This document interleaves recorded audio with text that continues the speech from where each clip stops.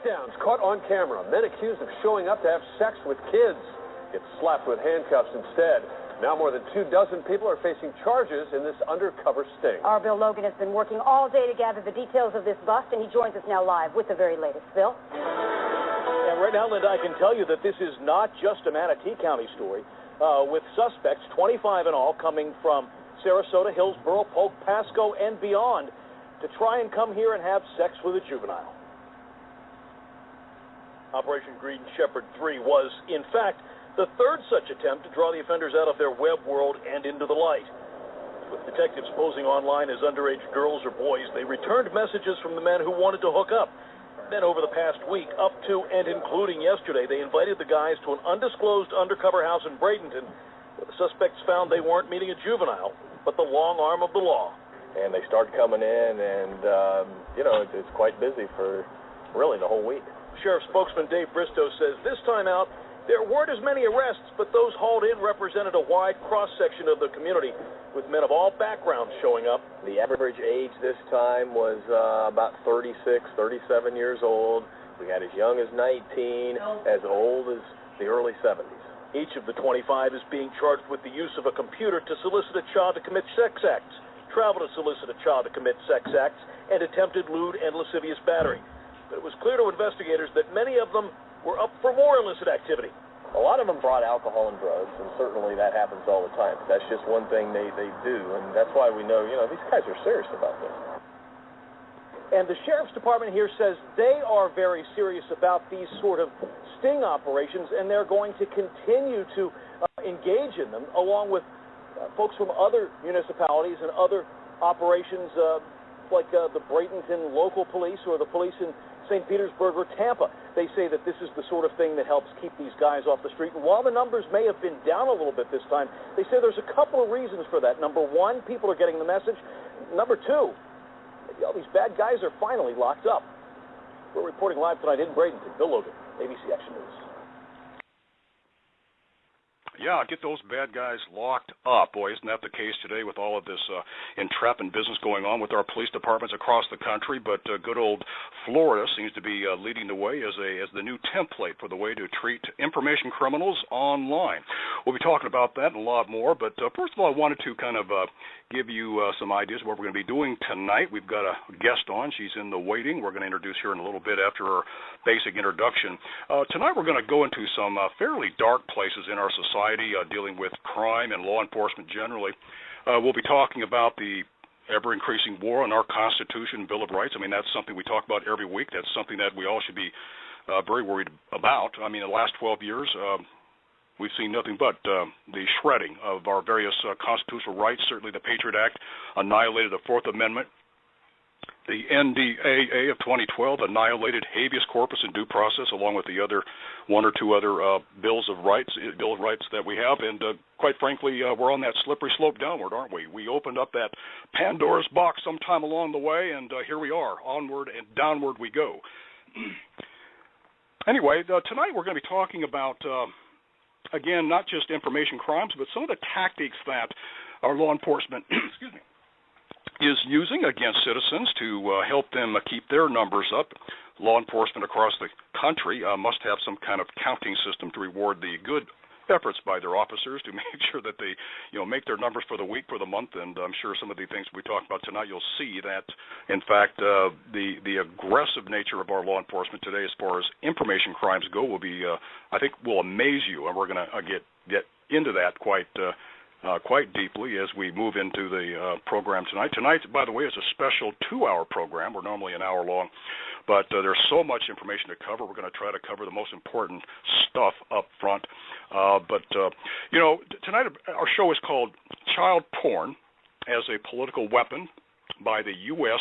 Stasi police state in its growing war on freedom, activism, and dissent. And by the way, the word Stasi comes from the official state security service of East Germany back when that country existed. They were around after World War II, basically from 1950 to the fall of the Berlin Wall in 1989. But it has been described as one of the most effective and repressive intelligence and secret police agencies to ever have existed. Gives you some idea why I use that name in our title tonight. Tonight we're going to cover some ideas that you may want to jot down. In fact, if you haven't got paper or pencil, I advise you at a time to grab a writing instrument and some paper, because we're going to be going fast through some of this. We'll slow down where we can, but it's going to be an action-packed 2 hours. But keywords like LimeWire, we're going to talk about that file sharing system and what to watch out for, and maybe you should never go there in the first place. We're going to talk about Project Flickr and Angry Birds. These are programs dealing with entrapment. Also, person-to-person, that is P2P, file-sharing networks. If you've got kids, you'll definitely want to make sure that you keep an eye on them for that reason. And we're going to talk about ransom issues regarding adult online pornography sites and what some rascals out there are trying to get out of you in regard to that. But the really scary thing is that it's hard to believe that in a country like ours, at least one that we think we are, we certainly have changed, I think, from the way we perceive ourselves to be. I think most people have a mindset of the United States as a country that existed in the 1970s or 1980s. We have certainly gone through that door, that slippery slope on the other side of that door, that Pandora's box that we opened, and now down that chute we go, where today targeting of U.S. journalists, activists, and others by using aggressive spying and entrapment tactics regarding your illegal viewing and possession of certain kinds of information. Notice I didn't say video or video or pictures, but fact is, this illegal information does include pictures and videos of what essentially is child pornography. But the thing I want you to think about is, beyond that, there are certain websites around the world that will get you looked at and certainly examined by the NSA and other agencies in the federal government. I don't imagine any of you would dare go to some of these terrorist websites. That would get you on notice for sure. But in the last few years, and the last few years defined as the last 6 years, we have websites like WikiLeaks, for crying out loud, that has been in some circles identified or named as high-tech terrorism operation. Julian Assange has been labeled as a high-tech terrorist. So the definition of terrorist sites and the ongoing expansion of that definition today to include groups like Oath Keepers, certainly includes investigative journalism increasingly, such as the Glenn Greenwald journalism today, his journalism in regards to the leak of the NSA files of the last maybe 8 months or so, and certainly even protesters are increasingly getting on the list of those who possess illegal information. And so it's not just child pornography, and I think that's the big part here, is to think about child pornography pictures and videos as just part of a larger class of illegal information that I think you'll want to be thinking about as you think about the kinds of things that you want to protect yourself from.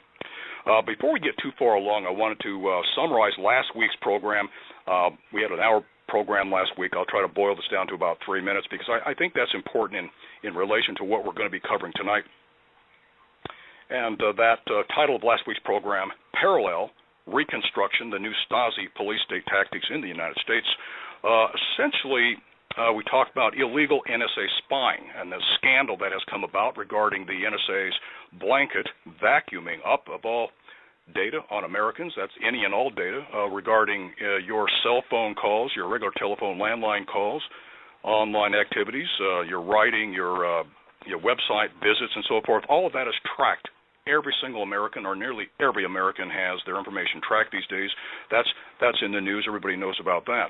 But what I wanted to say about the NSA in the news and in the news for the last 8 months is that was all brought about by the leak of Edward Snowden, a former NSA contractor, and of course now, if you follow the news, a political exile in Russia. Good reason to be there. I'm sure he has those reasons. His leak to us showed the enormous scope and methods in scooping up nearly every citizen's information. So keep in mind that all of the NSA spying, and that was and continues to be, that we talk about today, it's in violation of federal FISA law, and the United States Constitution. That FISA law, that's the Foreign Intelligence Surveillance Act, came about in 1978, was modified by the Patriot Act in 2001, allows the government to spy on individuals who are have connections with foreign contacts, and that was set up by the law, but it's been violated since. The NSA does a great job of vacuuming up almost everything that they can get their hands on. But if you thought that was bad, it gets worse, and this is what we mainly talked about last week, in that given that the NSA has gathered all of this illegal information, well, some of that information involves criminal activity by United States citizens. One example given was drug activities, and when the NSA has this information, it passes it on to law enforcement. In this case, the DEA, that's the Drug Enforcement Administration. They would take that illegally gathered NSA information and go on to pursue the criminal cases against those who were suspected of illegal, in this case, drug activity. So they would follow up with the arrests and the charges and ultimately convictions, all coming about from the illegally gathered NSA data. The problem for the DEA, though, at the time and during those times when they have this illegal NSA data is, well, because they are a law enforcement agency, they're supposed to operate within the allowable rules of the law and certainly the Constitution. And because of that, they had to do a fake accounting of how they came upon the crime in the first place. So they came up with a workaround. They came up with a thing called a parallel construction, and that was simply to hide the fact that the DEA, again, a law enforcement agency that was about to violate the due process and the privacy rights of those accused of drug crimes, they had to cover it up and invent a parallel construction to how they got the investigation started in the first place to protect the NSA, but also to go on to violate the rights of those accused of crimes. In other words, it took big government felonies to convict little citizen felonies. How about that? And now you can see why I called last week's and this week's show regarding the Stasi police state. I have a quote from Sir Walter Scott, and it's a familiar one. If I say it to you, here it is. "Oh, what a tangled web we weave when first we practice to deceive." And I think that's very appropriate. Sam, go ahead and play our break music. We'll come on the other side, introduce our guest, and be on with the program.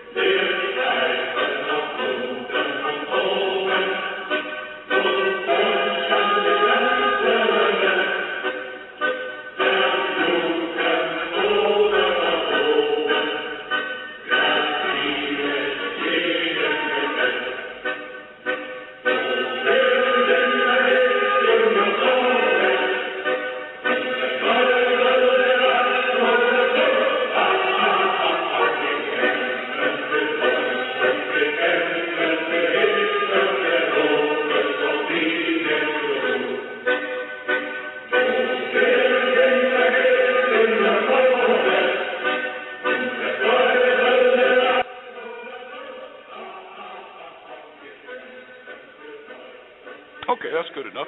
Thank you very much. This is Tom Madison. This is Activist Central Radio. For those of you listening in on the web, you can call in and participate by dialing in at 347-324-5043. And for those of you already online, should you have a question and want to get my attention, just press 1.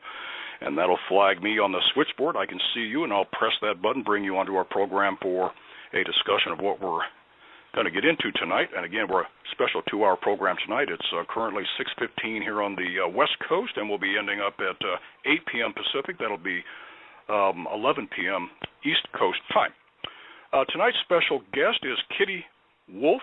We call her Miss Kitty, who I describe as a citizen activist and a kind of investigator. She's done a lot of work on this the last couple of years. When you hear her, you'll understand why I say that. But in her pursuit of exposing law enforcement over the internet tactics involving things like entrapment, spying, and placement of illegal files on computers belonging to ordinary citizens. That can later be framed in a criminal case, possibly. And she hails from Fairbanks, Alaska, and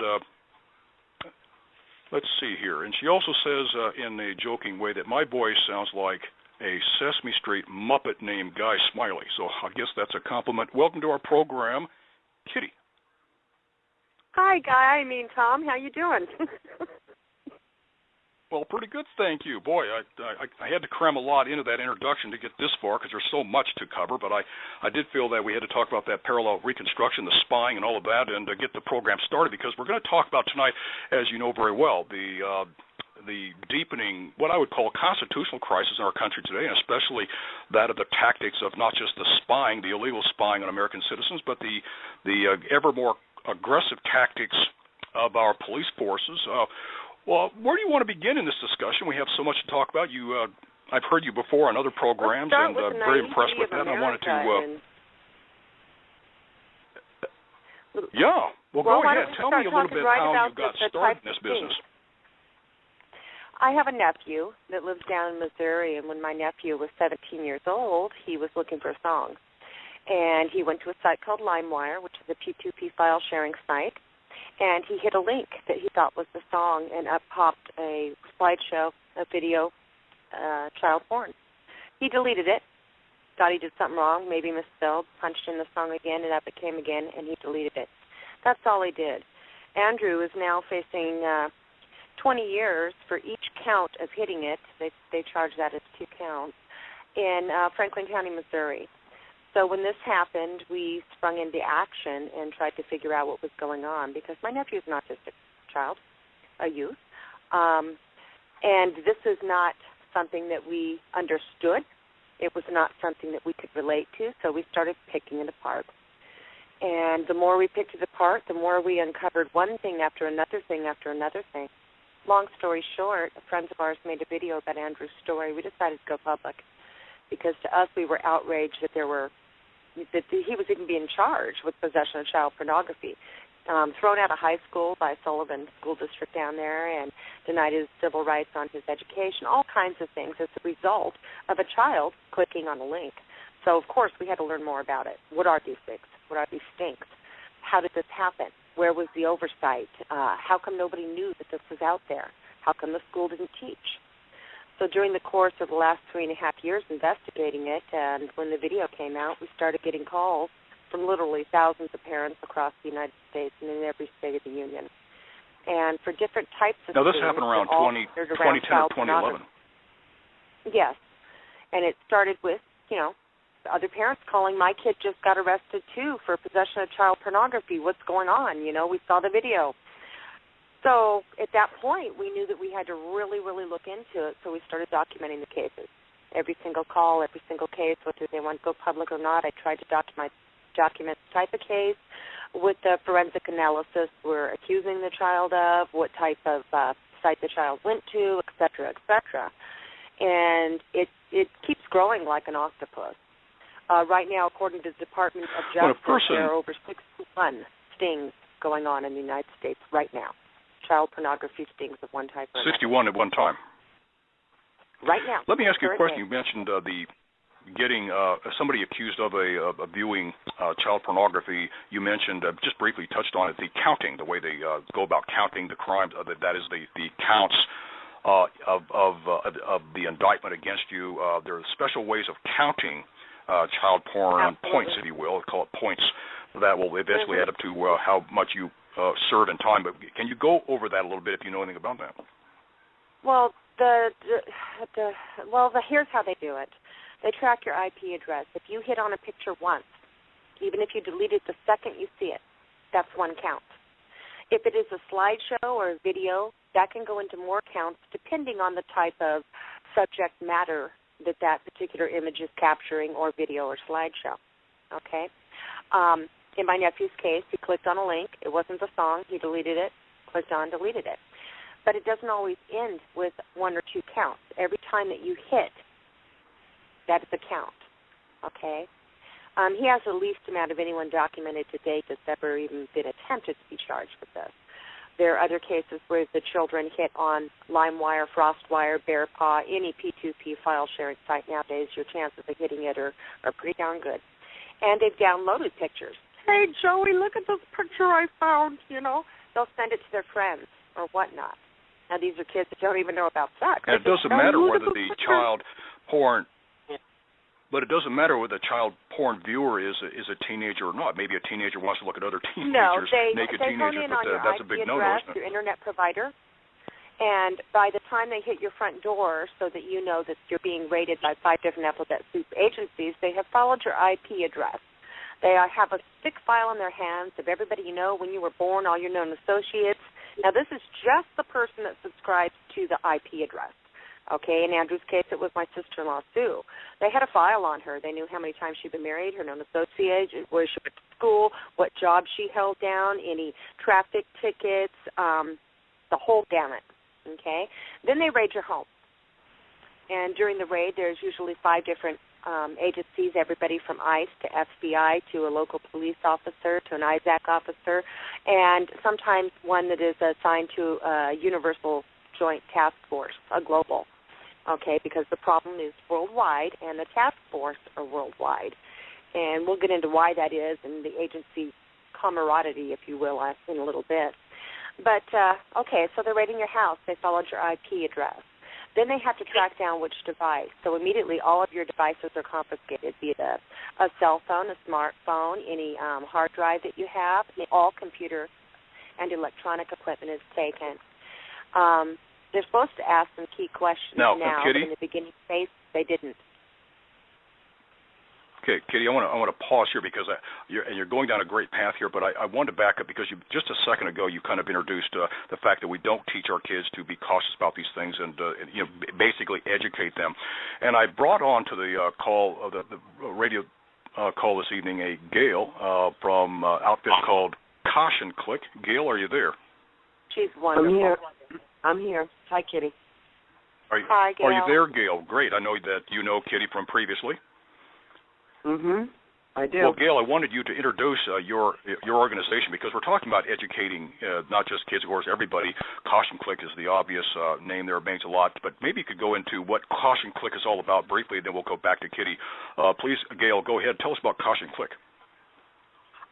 We are an organization of individuals just like Kitty. We are family members and community members that have been affected by these sting operations where someone that we know and love has been caught up in the child pornography possession frenzy.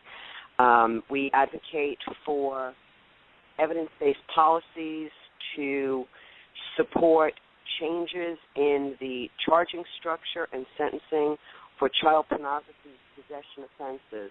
The U.S. Sentencing Commission in 2012, I think it was 2010, 2011, they did a study, their own study, and it was published in 2012, at the beginning of 2013, a 468-page report where they actually looked at all of the sentencing guidelines that are used to date federally to score an individual, so they put the charging, they put the sentencing.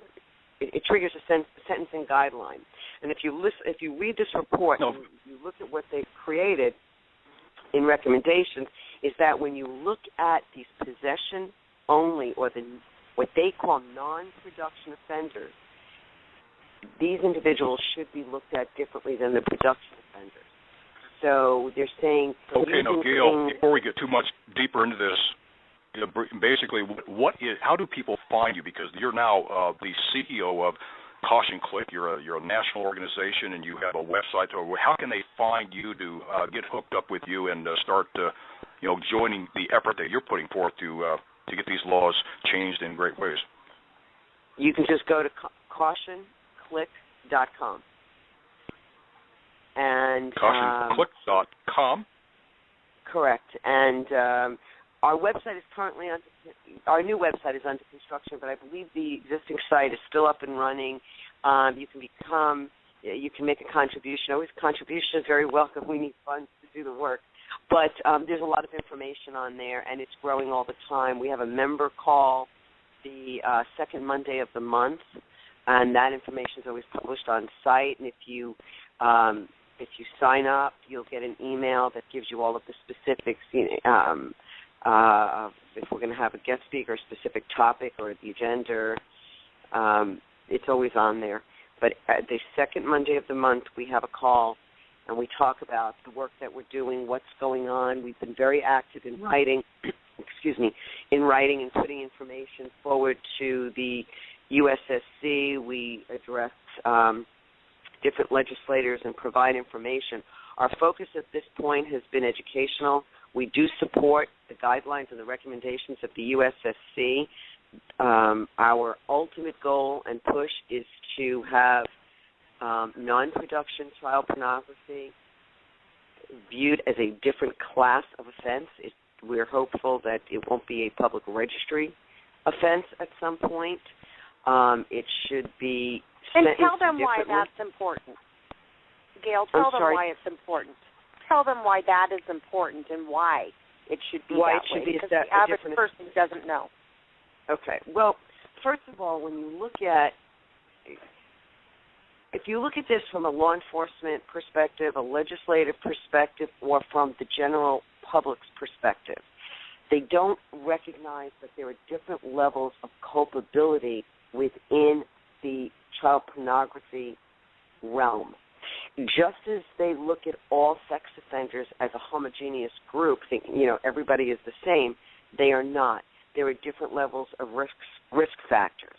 But when you're looking at the CP, or the child pornography population as a whole, those that are purely possessors of this material have the lowest risk factors for recidivism and for the potential of having a hands-on offense.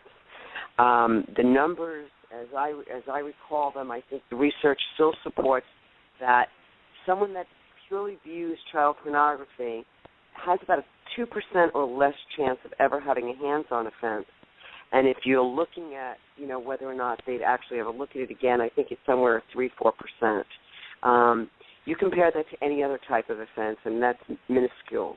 No one's condoning the behavior. Gail. This is something. Yes? Sorry. How many people are in federal prison today? Do you have any numbers on that? Because it seems like that's going to be quite large. In fact, I would also say it's probably the biggest, newest area to grow up the numbers of sex offenders in prisons, wouldn't you say? Yeah, I don't know the exact number, how many are in federal prisons or how many are in the individual state prisons, but I will tell you that last year the FBI said that Internet offenses, these Internet sex offenses, are growing at a rate of 2,501%, which I think is very interesting because if you look at sex offenses overall, they are going down. And if we believe if you buy into what they're trying to get you to believe and what their position and their statement is, that a viewer becomes a doer, if you're viewing this stuff as the gateway to a hands-on offense, well then why are hands-on offenses growing at 2,501%? So, not only that, but some of the cases that have been convicted are people that didn't even know that the stuff was on their computer by the sheer way that they do and conduct those things. I think, there's so much. We would need a month of Sundays to go over every single detail. I mean, the story that you told about how your nephew got involved in this, I could have changed the dates, the number of images, and the name, and it was very similar to what happened to my son.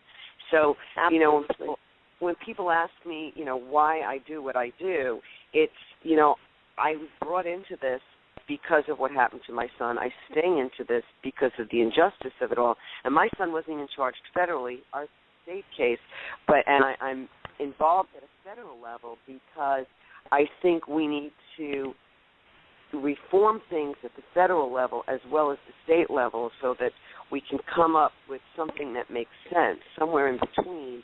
The states will follow suit if things start coming down federally mandated. And if we're looking at risk factors, we are spending so many resources on a population that poses so little threat to us as society. And these are individuals that research also shows do extremely well in the community. They tend to be very compliant with whatever restrictions are placed upon them. So we've got a population that's more easily managed. Now you get into the mandated treatment of these individuals. And if you read, again, the research, it tells you these really low-risk offenders and these CP offenders, we shouldn't be treating them with other classes of sex offenders because we may be creating problems where one doesn't exist. So there's so many things here that we try to educate every opportunity that we have. Excellent. Well, Gail, now do you want to stay on the line and maybe weigh in when you want to? I know you have a tight schedule, and you mentioned earlier that you may have to leave. But if you want to stay on, I'll keep you on live microphone if you want to. What's your choice here? I'll stay on for a little bit. I will tell you, I won't stay on past 10. I've just been up since 2 a.m. and I need to. All right. We'll leave the mic open with you. You can weigh in when you want to. You're on an open mic. Thank you. Very good.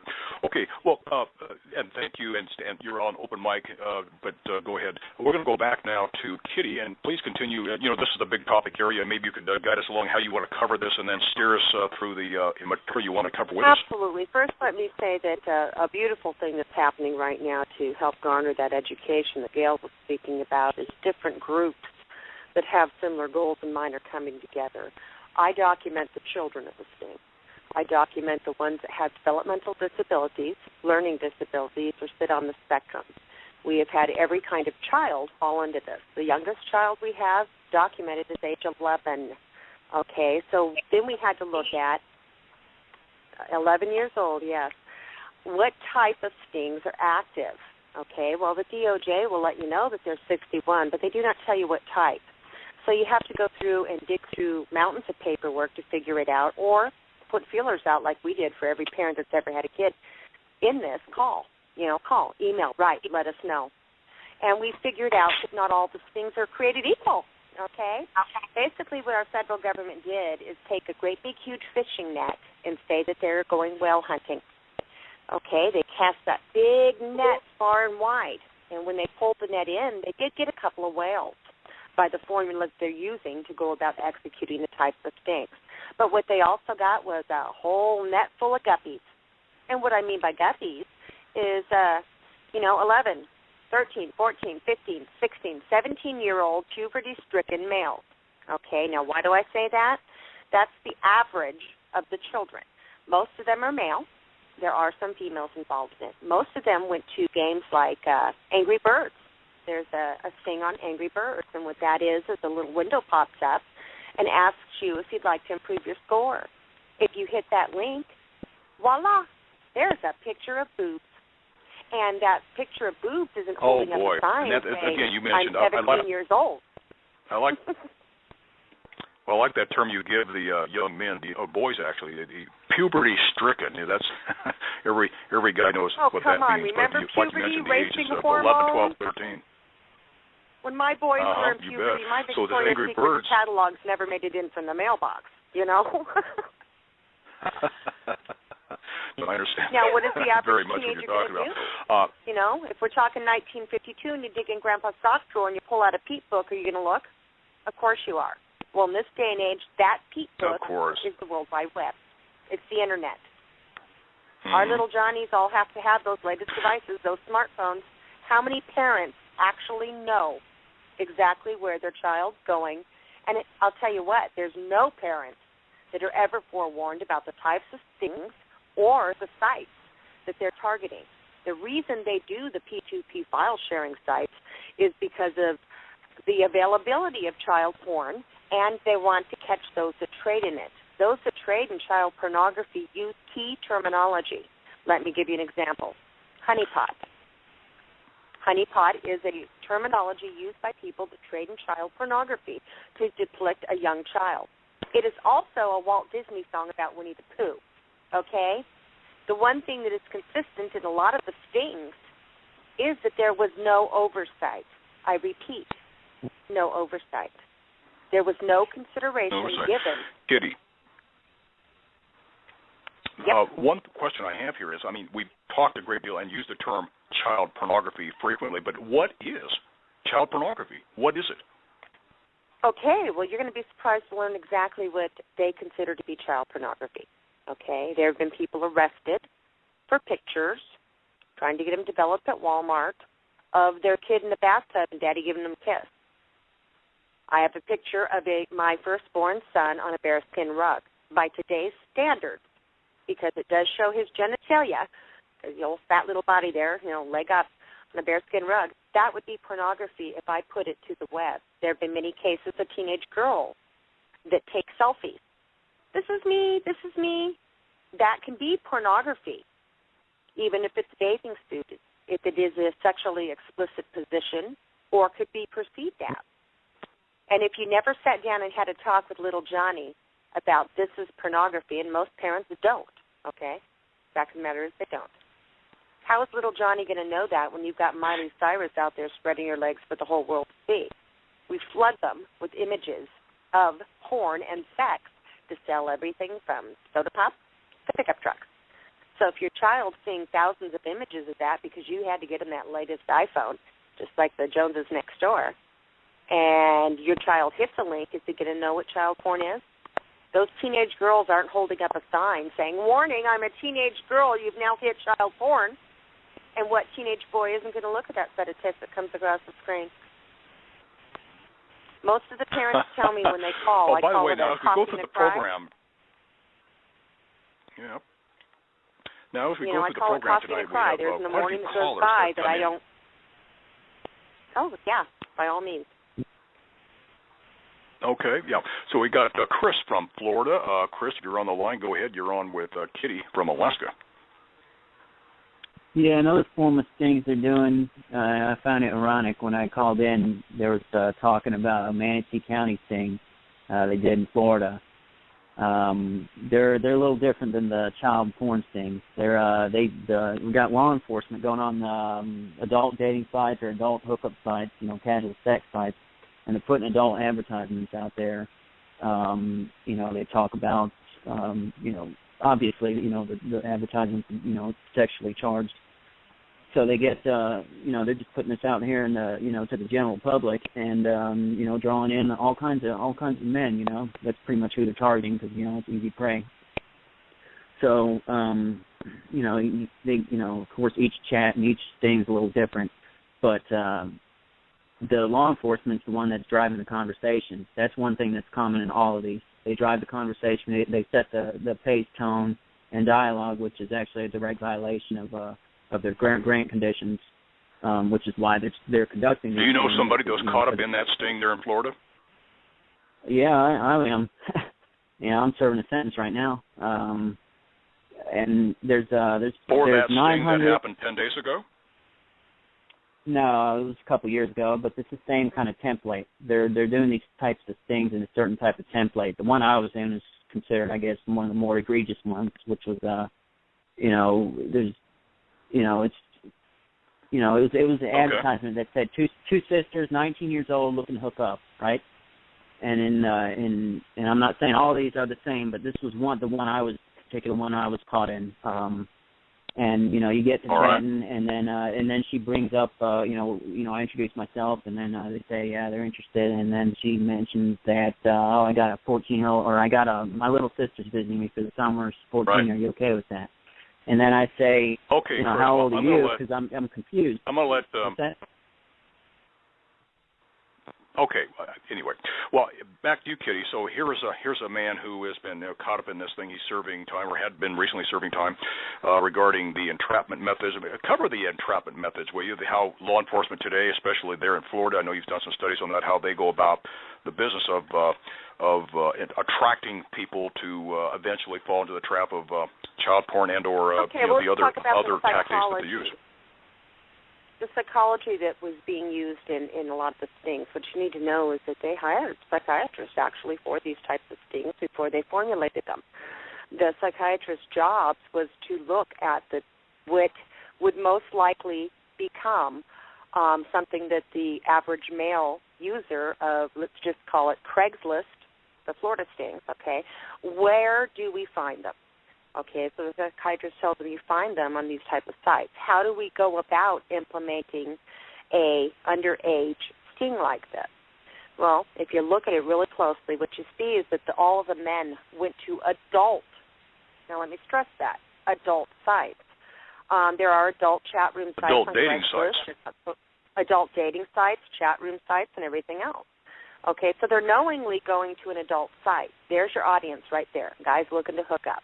Okay, you're supposed to be an adult to even use those sites. They will engage the individual in a conversation, and during the course of the conversation will ever so slightly slip in something about age, okay, to see if you bite. Okay, you've already spent, quite a few back and forth talking to the person, what you like, what you don't like, how you doing, and then it slips out, okay? The reason that this stings is because you're deliberately going after a market on a legitimate site and enticing them into a criminal action by the officer pretending to be, all of a sudden you were a 19-year-old girl, but now you're going to mention a 14-year-old. Do you see where that can be entrapment? Do you see where that goes? Where if you were to do the same formula on a different site, your reaction may be different. So the sites that they target and the way they go about doing it was pre-formulated before they even initiated the stings. But to take it home even a little bit further, it is the type of language used in the enticements, if you will, from the FBI agent on the other end of your chat room that you don't know is an FBI agent because she's a girl sitting in a Disney hotel, 19 years old, she's bored stiff, and what do you want to do? Okay, but anybody over the age of 18 is allowed to go there. That's one form of sting. Did the gentleman go out seeking the Florida sting underage operation sex? just recently reported on, as we covered in this program, dealt with, and I read about this later, in Tampa Bay, Florida, that the news station there covered the fact that a lot of these conversations from these adult sites where the FBI agent or someone in law enforcement would communicate with some guy looking to hook up, let's say, was communicating as if he were a 12-year-old, 13, 14-year-old girl, boy, whatever it is.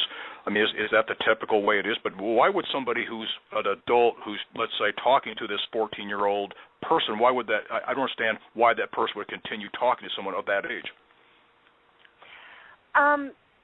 Sometimes, in one of the cases that I was talking to the gentleman about, the age was slipped in during a long feed on a chat.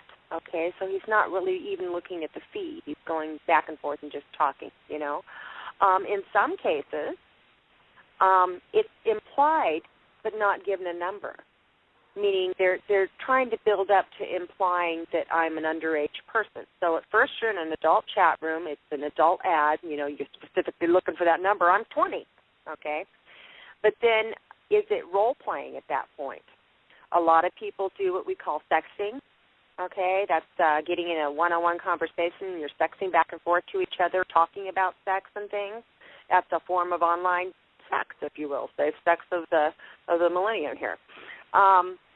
So it's how they go about doing it that needs close scrutiny. It's the actual where it comes to practice.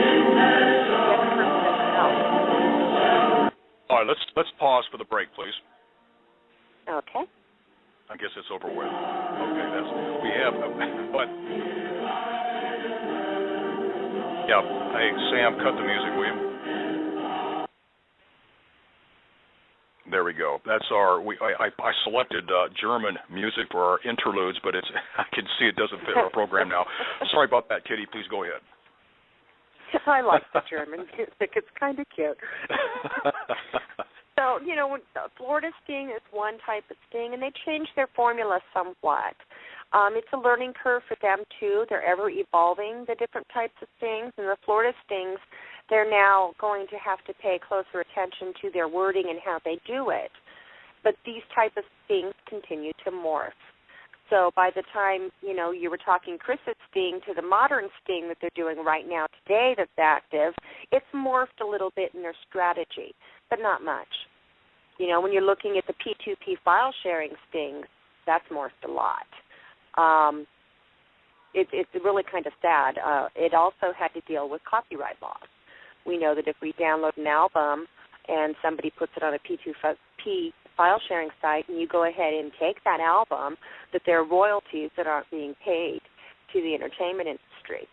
It was this premise that they did their very first things like this with on the P2P file sharing sites. The government had two problems they had to deal with.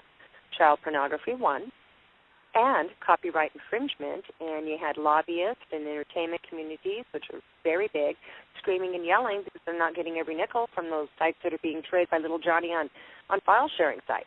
Okay, they want their royalties. How do we control this? This is a new thing called the Internet. How do we go about getting our royalties? You know, my generation, it was Napster, you know, and for those of you that are younger than 20, that was our first record album stealing site. Now it's a little bit different. Well, my generation was playing old 48s and the old vinyl, so I'm I'm ancient by your comparison. Yeah, I remember when songs came out. Okay, I want to bring on. We're giving our age away here, Tom. Well, I got Walter on the line. He's from Massachusetts. We're going coast to coast here. Walter, you're on with Kitty from Alaska, and it's we have some timing issues here because of distances. Go ahead, Walter. You're on with Kitty. Hello, Kitty. I'm sorry to hear about your experience, and I just want to, if you don't mind, I just want to say a couple of things. On these sting operations, I mean, it should be very clear to all of us that, you know, the law enforcement community is out of control. They justify these operations with very few of these types of offenses taking place deliberately. Now, innocent young people are being caught up in it. One of the biggest problems that I have... Yes. And one of the biggest problems I have with our government in its entirety today is they've seemed to lost touch with the fact that they work for the people. They don't tell the people. We tell them. And I think that parents, any parent, you could go door to door, and any parent that heard these stories face to face, one-on-one, they would join in your cause because their kids, especially if they have teenagers. And secondly, I think I also would like to say that I think the government is way too far up everybody's butts. They don't need to know our sexual practices. They're not hired to social engineer the American society. They're hired through the Internet. No, Walter, you want to shape that into a question. About Go ahead. you out there.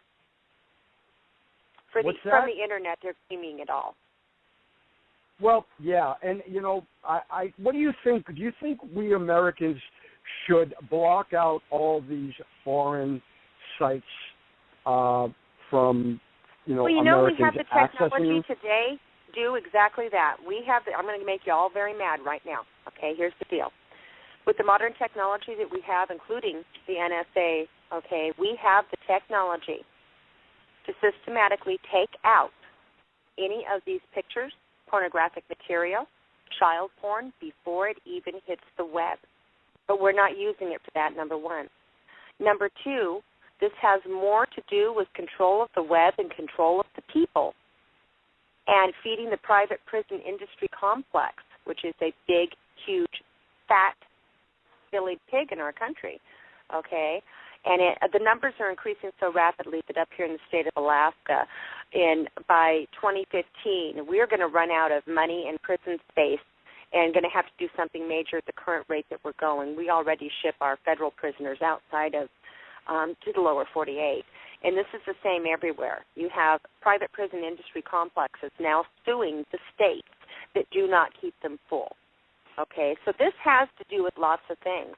We have the technology right now, sir, to stop it dead in its tracks. Instead, we are spying on, German chancellors and congressmen And we're using this technology to gain even more control over people. We are systematically putting files together of everything you do. Every time you use your debit card, we know what you bought at Walmart. Every time you drive in your new car, we know exactly where you're going.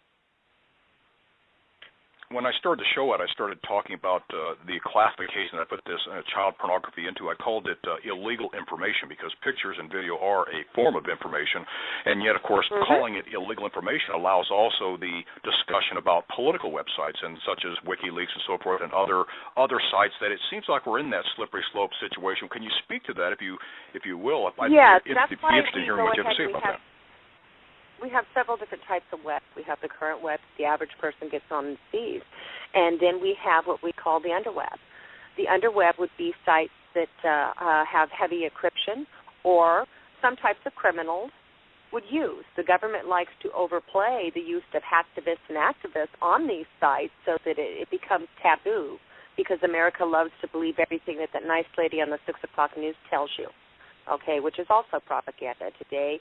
If you go to electronic frontier, they're talking all about what is going on with the FCC wanting to monitor the news media and how they go about gathering their story.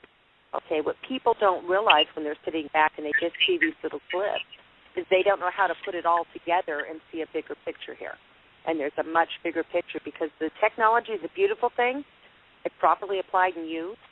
But then when you start talking about censoring the Internet publicly, you come up with a whole other issue of problem. Okay, there's a lot of people that do not want to see the Internet censored. I'm one of those that don't believe in censoring it. I believe in educating people to realize that it's not just a pretty little laptop sitting on your nice little dresser there that you use. It can be a tool, or it can be your worst nightmare come true. Where I do draw the line, and there certainly are those that have complained that is the children they're getting. Well, there certainly are those who have argued that any laws that violate the First Amendment certainly ought to be very, very closely scrutinized, because it's all part of that slippery slope idea. Patriot Act, like I said, wiped out the Fourth, and the NDAA wiped out the Fifth Amendment due process and habeas corpus. So now the war is against the First Amendment in some regards, and maybe perhaps, and I want you to speak to this, is child porn, the idea of looking at child porn, is that the first salvo in the war against the First Amendment to bring it under the control of the elites?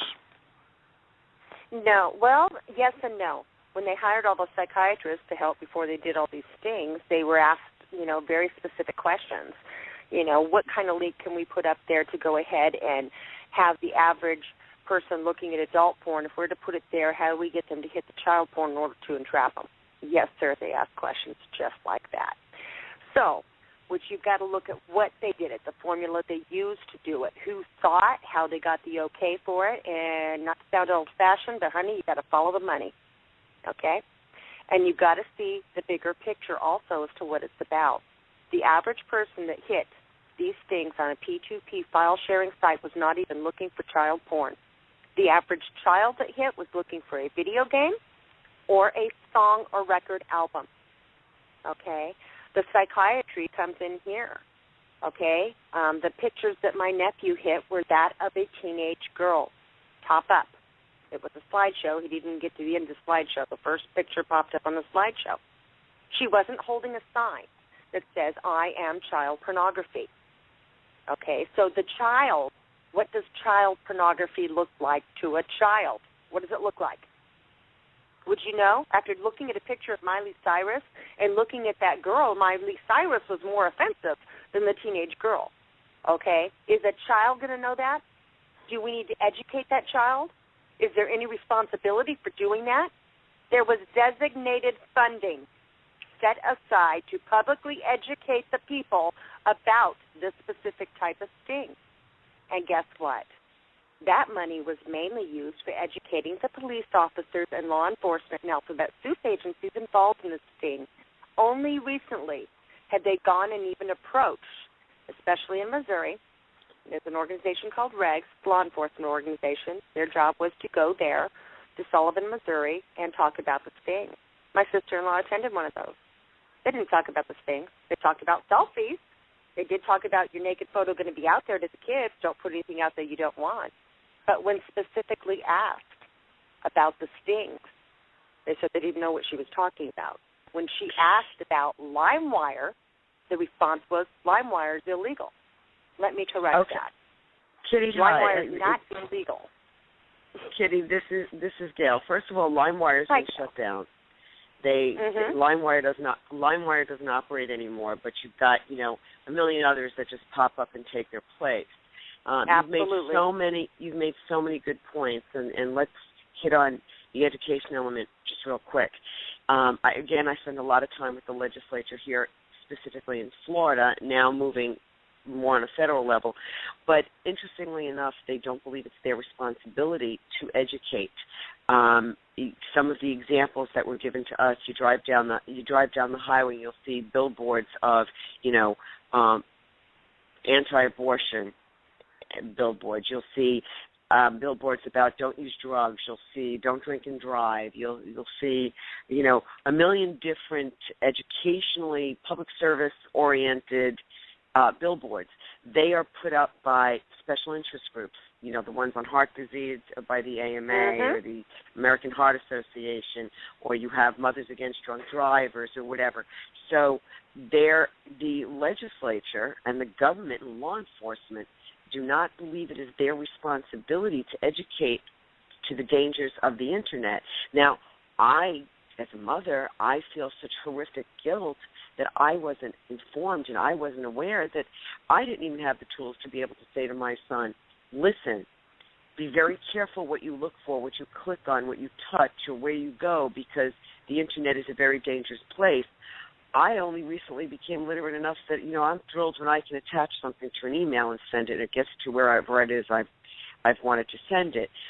We come from a very different generation. We are not the computer generation. We don't understand the dangers of the Internet, and we're not doing a good job of educating anyone as to the dangers that are lurking out there. Yes, there are First Amendment issues, and the press, freedom of the press, they're going to fight that tooth and nail for any kinds of censorship to bring this stuff down. We have issues with not just looking for this stuff on peer-to-peers, but if you're just out on the open Internet and you put in search terms, which, when we're dealing with children and we're dealing with teenage guys especially, they don't use terms like man and woman. They use terms like guy and girl. So they might put out, sexy naked girl, hot naked babe, hot teens, naked teens. They're going to wind up with pornography, and they're going to be children or individuals that are underage. And also research, and I keep going back to research because that's what we have. The other side of this argument, the government, the law enforcement, the legislature, the general public, there is absolutely nothing that they have on their side of the argument that supports their overreaching, that supports the behaviors that they're doing to entrap people or to create criminals. It is driven, I think, by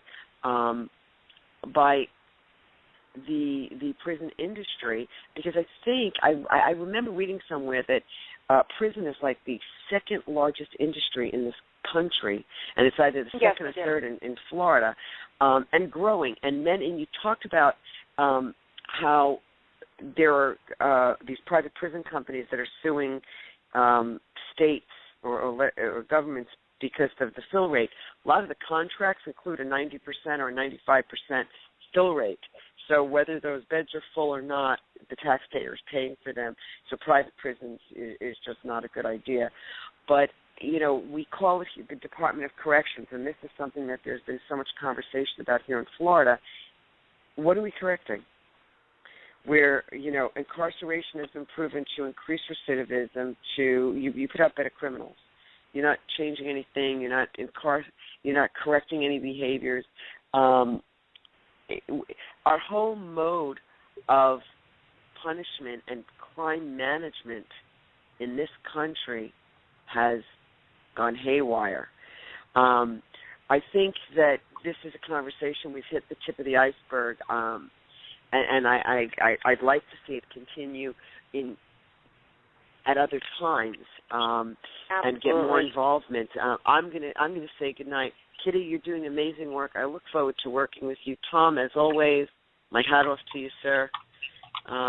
You've thank you, Gail. Appreciate it. Something challenging to talk about. Check out our site. If I can, you can contact me through that. You can just shoot an email to gail@floridaactioncommittee.org anytime, and I'm happy to answer any questions. But Kitty, keep up the good work. You're doing really fine stuff. Thank you. Thank you, Gail. And thank you, Gail. Good night. And that's Gail with cautionclick.com, and go check it out, folks. And anyway, back to you, Kitty. And by the way, Kitty, we've got some other callers who have come on the line here. Sam and Marlene. Sam from Florida, Marlene from Oregon. Either one of you, go ahead. Go ahead, Marlene. Okay.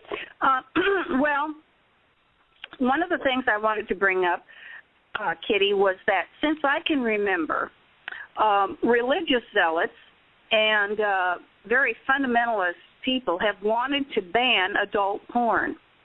And this has been a discussion for years. And I think that the construction of the language for sex offenses in terms like CP, child porn, sex offender, pervert, predator, and pedophile, I think these, and sex offenders in present tense, I think all of these things are very interesting that this is the way that they designed it. And when you say that a child is is up to 18 years old, they're a child, that's really pushing it. If you know anything about physics, physiological beings, a child right. is... Not only that, but you've got to look at the amount of developmentally disabled people. My nephew is what we call a forever child. Emotionally and mentally, he is a child of about between 10 to 14 years of age. Okay, he plays with Legos. He has a very soft-spoken, uses very short sentences to talk. He's autistic. Okay, so when we're talking about children, I think that we also need to encompass into that the developmentally disabled, those that sit on the spectrum. Just because you're physically 18 does not mean you're mentally 18. Andrew's a virgin. Was not even looking for sex. Okay, he's looking for a song. There's a huge difference in how you need to treat people and the considerations. And one of the things that they need to look at while prosecuting these cases are the consideration of intent. Okay, was this person intending? Did we find a gazillion pictures on his computer, or was this simply 2 clicks of a mouse on a link? Okay, many of the children that are involved in this, and when I say children, these are people that hit the links while under the age of 18. Okay, most of the children that are involved in this, a huge percentage, over 65% of them, have one form of developmental disability or another, or could be labeled slow. Okay, so maturely, they're not even looking at that. When you talk to the parents about these type of kids, they never taught about porn. Most of them never even taught about sex. They didn't think they had to, but they went out and bought that kid that latest gadget, but had no clue that they needed to even talk to them about what sex is. In fact, when we showed most of the parents a clip, and there's one on YouTube that you can get, what the average kid sees on a computer or a cell phone within a 1 hour period of time, how many sexually explicit pictures. Okay, we show the parents with the kids that have been affected by that clip, and they're shocked. Oh, my God, oh, my God, oh, my God, I didn't even know that was there. Okay, most of the developmentally disabled victims of this, and I call them victims because that's exactly what they are, there was a safety net given to consideration for those that may stumble across it. The assumption was anybody that hits these links is guilty, and that's exactly the way they prosecute it, and very, very aggressively. So the average, disabled person that's looking at this doesn't even know what it is. Okay, so then you get into how fair is that. So then you ask the schools, do you teach it? Well, no, we make them sign a contract about Internet safety, and we do teach them how to use the computer, and we give an anti-bullying course. Well, that's all fine and dandy. Let's take the most vulnerable segment of the population, and let's go out and get them everything out of the sun. Let's make sure the parents are stuck in that Bible Belt and don't even believe about talking about sex, period, and the school doesn't teach anything about it. And let's look at that clip again about what your child sees in an hour period of time. It's not rocket science.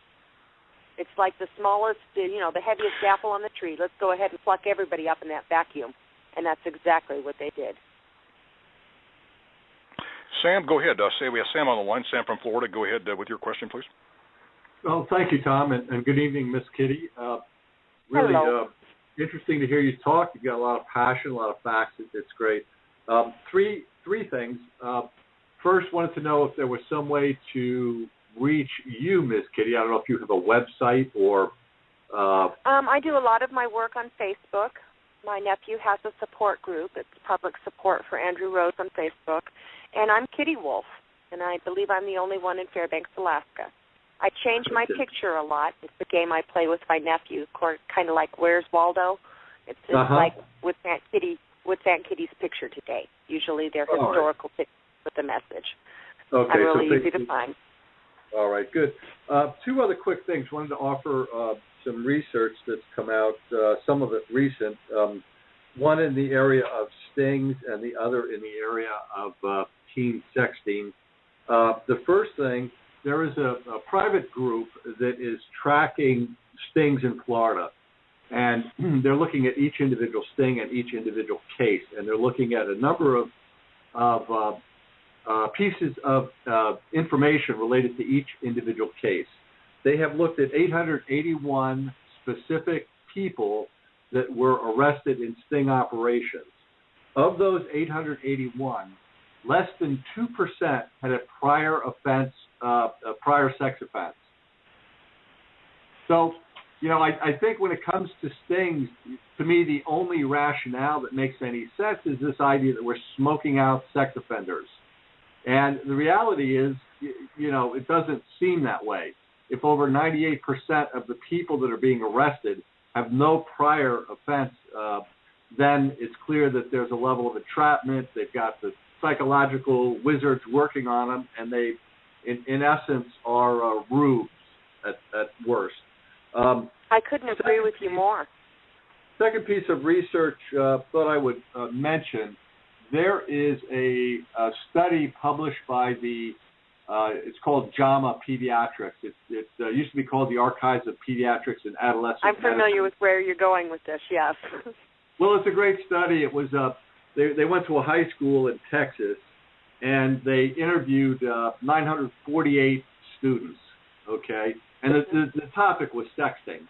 And of the sample size, 28% had sent a naked picture of themselves.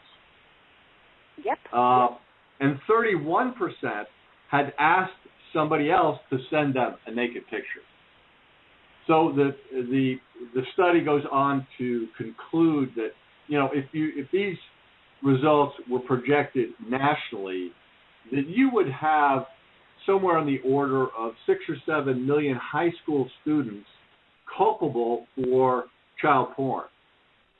Absolutely, and by today's standards. And then how many of those high schools actually went about teaching anybody? Is it the parents' job? Is it the government's job? Is it the school's job? Is it the church's job? Whose job is it to teach that kid?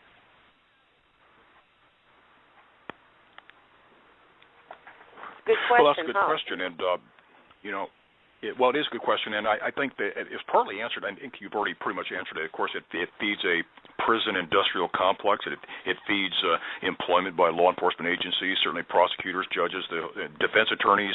All that scared money from these horrible sentences that are given to people who look at illegal information and are looking at long sentences. All that easy money comes jumping right into that defense attorney's pocket. And it goes even beyond that with children. If you look at your juvenile detention facilities, your different treatment facilities, and you look at the astronomical amount of money that is spent at these facilities, and then you compare them to the adult prison complex, it does not take rocket science to see what's going on here. If a child gets arrested, normally you're going to have to get a psych eval on that kid. Bingo, there's some money. You're going to have to get him into counseling. Bingo, there's even more money. 9 times out of 10, they're going to want to try to get him into a sexual treatment facility for juvenile offenders. There's even more money. And if you look at the price tag attached to this, we're talking money. There's a lot of money. Now, I'll still go back to the original point.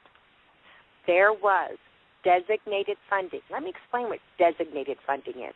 Designated funding is when the DOJ and the Congress and the people that represent and present these stings to them have a set amount of funding that they are supposed to spend on the education of the public, okay?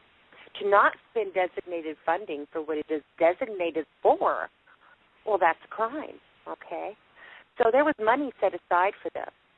And one of the questions that I had to research, knowing the amount of money in the different years, the different stings and the breakdowns of them all that was allocated for this, I wanted to look at the areas that these different stings hit.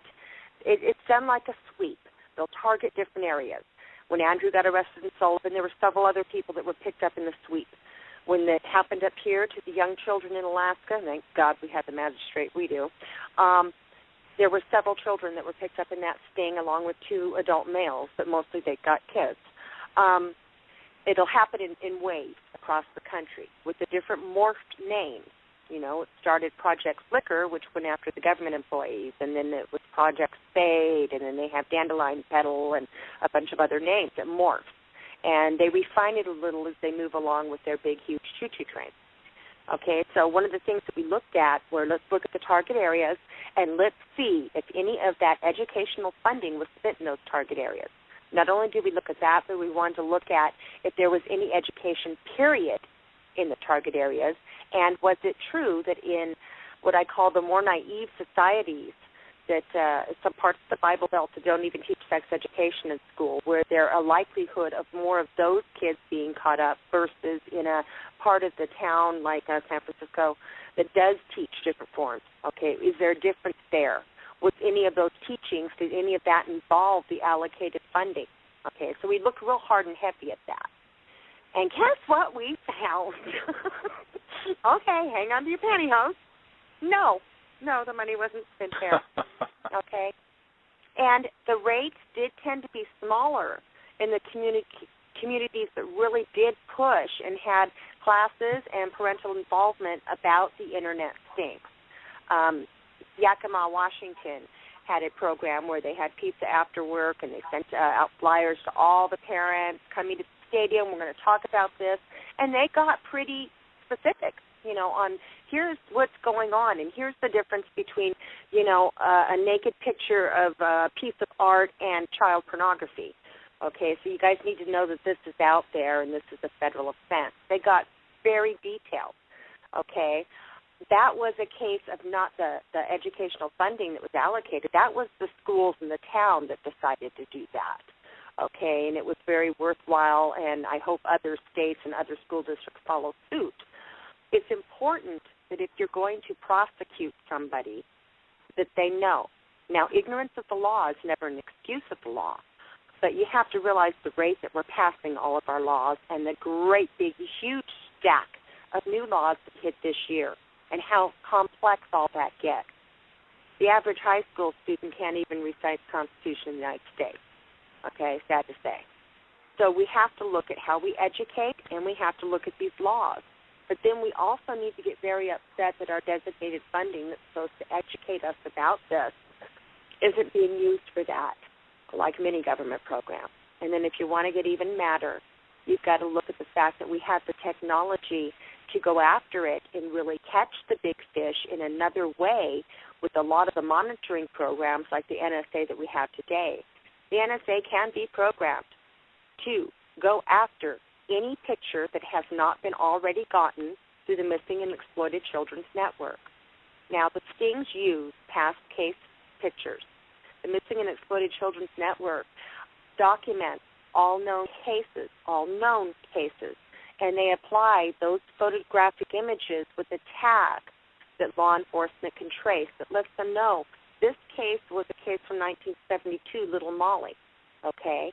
That way they know new cases versus old documented cases. Is this a new kid? Is this a new naked picture of a little girl in a sexually explicit position, okay? So this is part of how they use to track it are the different tagged images. All the ones that are involved in the stings are previously past cases. They say with the blessing of the victim that they use this material, okay? But what really makes me angry is that instead of using another tool, the NSA, in a way that could benefit everybody, we're choosing to go a path that entraps more innocent people than it really gets to the crust of the problem, which is people that produce child pornography and trade it out there.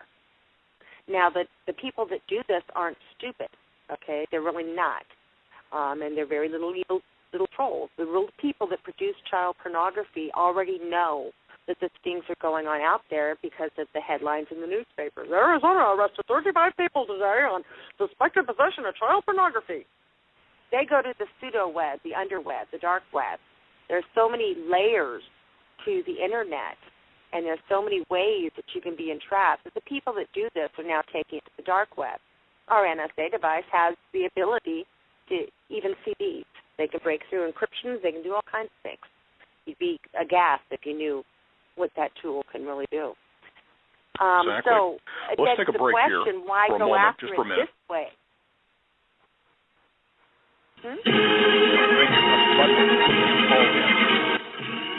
No, turn that off, please, Sam. Okay, thank you. We're gonna dispense with the German music. Earlier on, I should explain. I wanted to find appropriate music to go with the Stasi police state that we have today, and I picked some German military music, and that's what that's what that is. I thought we'd have a different kind of program, but Kitty, you're so knowledgeable, and you stream right through this stuff. I can see we can dispense with that. And by the way, for those of you on the line, if you want to weigh in and make some statements or ask some questions, press 1, and that'll put you in front of me, and I'll be able to see you and pick on you, and you'll come on and talk to the rest of us online here on this February 20 day, and we've got Kitty from Alaska talking about child pornography in the police state that we live in today. And by the way, we're going to go to a call, Kitty, before you continue on where you were. If you can mark the place where you were, we're going to go on with a Mike from Oregon. Mike, you're on the system here. Go ahead. Hello. Yeah. Who is this? Is this not Kitty, is it? This is Kitty. Well, this is Tom Madison here on I Access Central and Kitty up in Alaska. Oh, okay. All right, Tom. All right. Then this is me from Salem. You know very well who I am. Anyway, yeah, I'm on the thing over here. Now I'm looking at this thing with the 3 policemen, the parallel reconstruct. I can't get I pressed the blue button, and it plays for 3 or 4 seconds, and then it stops. So how do I listen to the program without staying on the phone for 48 more minutes? Boy, I don't know, but perhaps, Sam, maybe you could communicate with Mike on how to do that. Mike, I'm going to put you back on hold.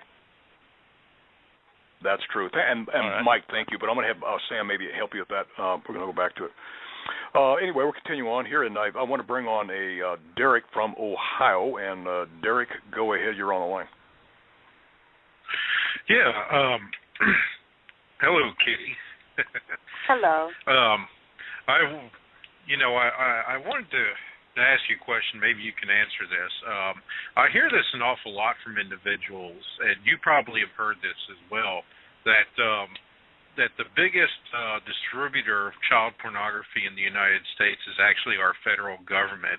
Do you have any, do you have any kind of information to sort of verify this statement that I hear? Okay, there was a couple stories, and they were floating around the web, and there's all these documented in my nephew's room, Public Support for Andrew Rose. You do have to ask to get let in there. I'm kind of picky about who goes there because he comes in for support. Yes, there are several cases where the federal government in a sting actually produced child pornography. What they did is they had taken down a website that distributed child porn images, and they actually ran it for, I believe, 2.5 months. And so this is a case of the government, in order to follow the trails of all the customers and net them too, not just the people that were producing it and stick it out there. We're going to go ahead and we're going to look at everybody that ever got, and we're going to run it. And while we're running it, we're going to go ahead and continue that we're pretending to be this producer, and we're going to keep sticking it out there. So anybody that hits, why we've got a hold of this site that we've taken down, we're going to stick these naked pictures out there. I'm going to put them on our old Sting formula and stick them out on P2P sites. Let's go ahead and make this one a real big bust. Got to justify those dollars, don't you? So what they did is they went ahead and they ran it. And, of course, they netted everybody and their brother. Not only did they take down the site, and they ran the site, okay, so they got their big fish, this big site that was pushing it, but they went ahead and ran it. And they went ahead and exploited it, like a choo-choo train on those tracks as far as we can get it. And with the knowledge the FBI has, they could go ahead and take that and go further than what the site itself was initially doing in a guise to entrap people. So not only did they use the formula the site itself was using, but they added their own formula template that they've been using through the different morph stinks. And, yeah, it was a big takedown, but then we have to look again. Many of the cases where people have had thousands of images on their computer, it sounds really bad in the headline news. Pastor was found with 2,000 images of explicit child pornography on his computer. Okay. You can upload that many images in the blink of an eye. So you have to look at the varying types of stinks. There's actually a virus. You don't even have to download it on your computer anymore. This virus does it for you. And as long as it's on your computer, you're going down for it. Okay, so you have to know the varying types of stings. Does the government manufacture it? Are they one of the biggest producers? Yes. Yes and yes. Okay, you would be surprised how many people in our government are involved in child pornography in one form or another.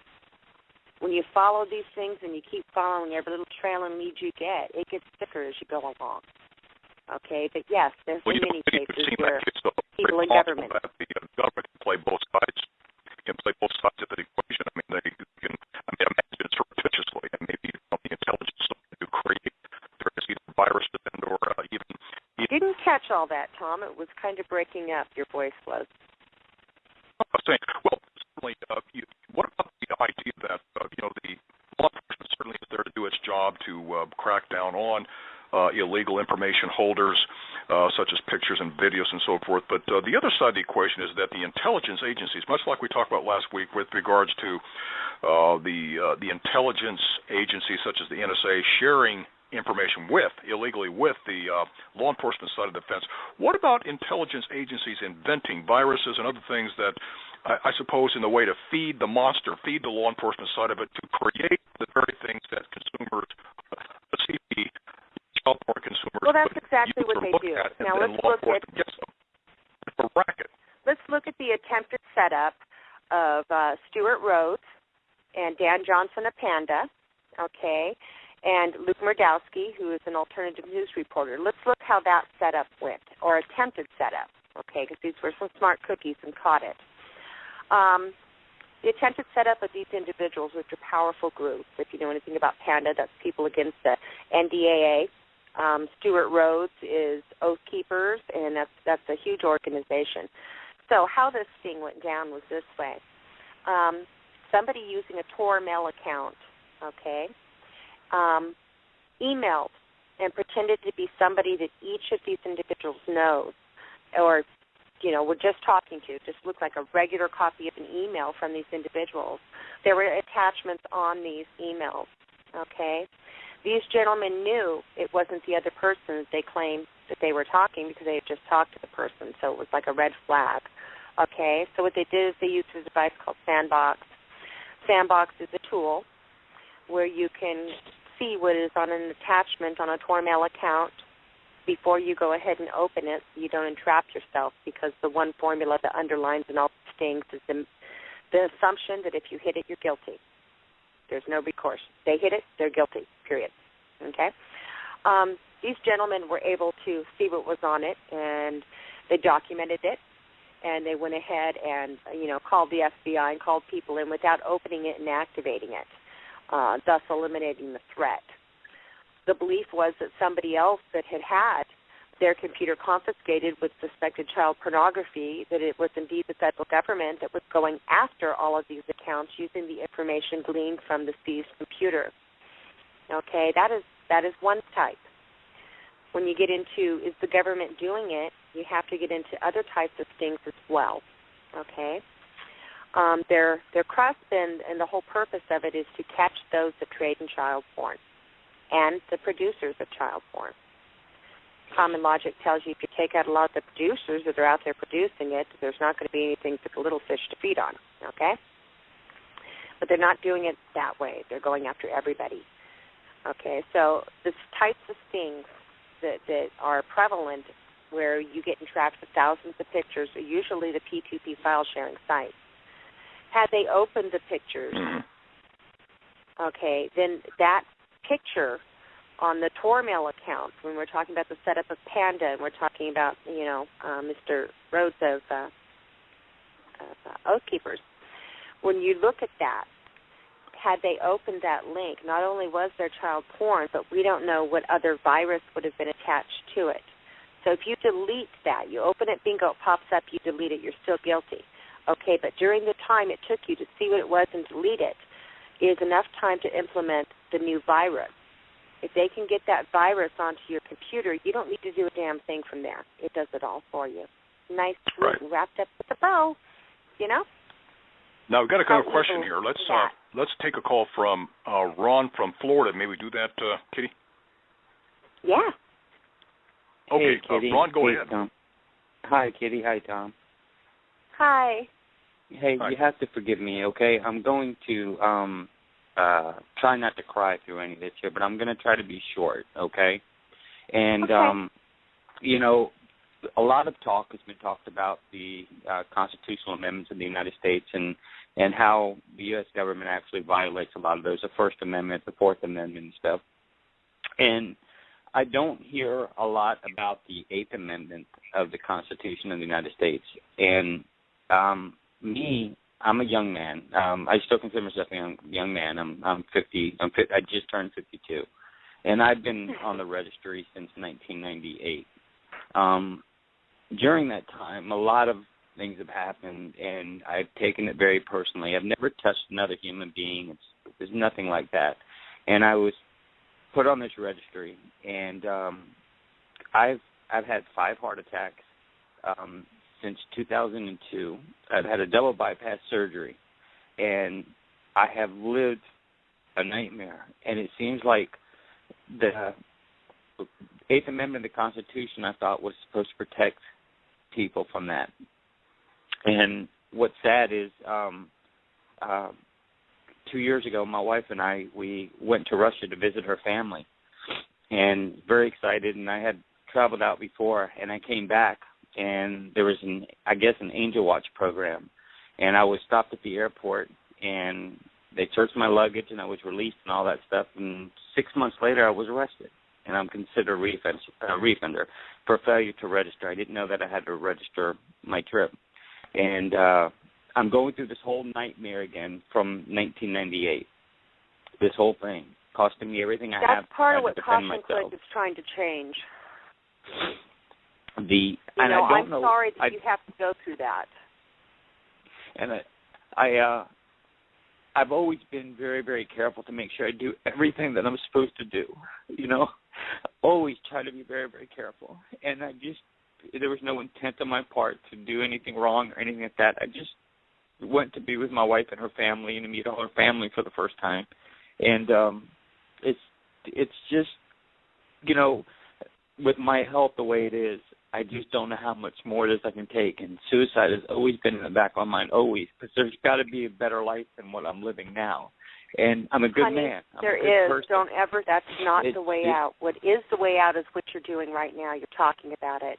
Part of that education, you've been explaining to people that you are not a sex offender, okay? You are not. I don't. And you have to go through that and be registered and then re-offend. Let's talk about padding those numbers for their books, okay? Let's talk about that. Yeah, that's not fair. That's the scary thing. That's the scary thing. And today I went to court today and offered me 2 years probation. But I can't go through that again, Kitty. I can't do that. I've already been through that nightmare. I was on for 2.5 years, and it was difficult. And everything that I've worked for now would be gone. Everything. They wouldn't let me do my job that I do. They wouldn't let me do the things that I do now, and it's like I can't go backwards anymore. And this whole system, the whole registry system, the whole thing is wrong. It's not only is it wrong, but there's proof out there that the registry doesn't work the way that people think. Now, what the problem is with the registry is you have other groups that are very good groups and do very good work, and we're talking about, Megan's Law and other things like this that stem from a tragedy, not unlike our Sandy Hook shooting tragedy. Okay, let's take everybody's guns and it'll never happen again. Well, a little kid gets raped or killed, and the headlines are, my God, I want to know where every sex offender is in my neighborhood. And, the sex offenders are not the ones that went and killed this child. These are people that could have accidentally downloaded child pornography like the pastor and not even know it's there. These are why the laws need to be changed. The suicide rate is high among sex offenders, and that's got to be stopped because you're not technically a sex offender. You are not the same person that. Now, Ron, are you a member of the Florida Action Committee led by Gil Clotta? Yeah, I'm actually. Excellent. I recently became a member. Yeah, and I'm trying to find. Stay in touch with those people. They're doing a great job. Thank you. Yes, they are. And Gil, excellent. Thank you for taking the time and actually listening to me. Okay, this is the first time in 15 years I've actually talked about it. So, I'm going to ask you to do something. I'm going to ask you to do something for me, okay? Yes. That was very good information that you gave out. Part of what Caution Click and Govern Us and the other groups, I represent a pack of angry mamas that have had this happen to their children. One of the things that we need to do in order to educate the people is we need to go to the types of groups that will go ahead and push the legislation for this type of law to take place, like the Adam Walsh law there in North Carolina, okay? Not everybody needs to fit under that umbrella of sex offender, okay? My nephew doesn't even know what sex is. He's a virgin. He's facing 20 years in a sex offender tag for the rest of his life with 2 clicks of a mouse. Okay, I'll be damned if because some child died 5 years ago by somebody that should have been on a sex offender list and wasn't, that now everybody out of panic is going to sweep across this country and put a whole bunch of people in a bracket they don't belong in. It is ignorant. It is unfair. It is unjust, and it accomplishes nothing. Talk about it. I thank you for talking about it. You keep talking about it. You get together with those groups, honey, and you be the face of that person on that list and let them know your story. Yes, ma'am. Thank you so much for listening. Thank you. Thank you for coming on, Ron. You're welcome. And hang in there. Sam, if you could get Ron's number, I want to talk to him personally later on, but thank you very much, Ron. And anyway, 661, you're on the air. Go ahead. 661, is that me? I've got somebody with area code 661. Go ahead. Yeah, it's you. Go ahead, please. All right, yeah, I'm the guy from Salem. I lost the Skype, so I called back. Anyway, so I'm listening to the show, and I'm listening to Kitty. And, me and you are going to see each other in a couple of days anyway, Tom. So I will be, even though you sent me that email. What is that thing with the emails? Now, how do we know? Because I'm in school and stuff. I don't know every single solitary person's name that is sending me. The government, they can actually get into my computer. They don't have to come into my house, sneak in like you see in the movies, sneak in and put something on there. In fact, they can get on your computer whether it's turned on or off. Yes, sir. How do they do that? Probably too long. Well, never mind. I know they can do it. The technology is there. I can tell you exactly how they do it on some of the computers. So how do I know? Follow it. Yeah, but I can't. But how do I know whose email I open up and whose I don't? I don't know every single solitary person that emails me. Right. And there are some tools. They're commonly referred to by the government as hacking tools or other forms, but they're invented by people that are activists and things that need to know what's going on. One of which is called Sandbox.